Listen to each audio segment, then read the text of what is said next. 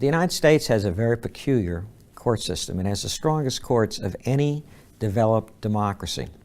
And the courts are involved in many of the major issues of the day, such as immigration and health care. And in 2012, for example, the courts made decisions which determined the constitutionality or unconstitutionality of Arizona's major law on immigration policy.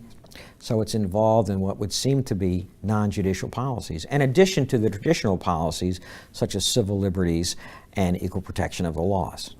How do we reconcile unelected judges having so much power in our democratic system?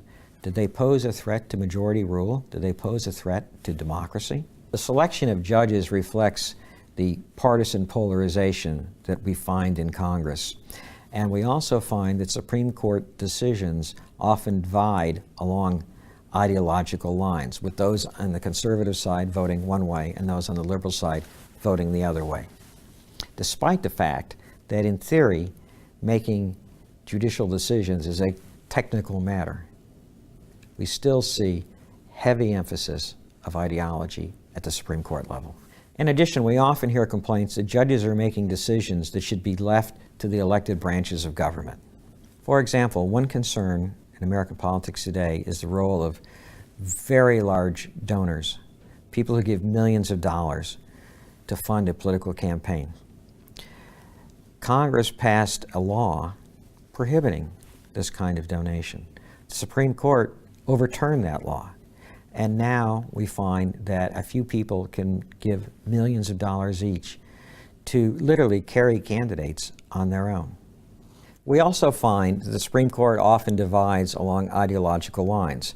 In other words, we find the conservative justices voting on one side and the liberal justices voting on the other side, despite the fact that judicial decision-making is supposed to be a technical matter. For most judges, most of the time, precedent, meaning previous decisions, control their decisions.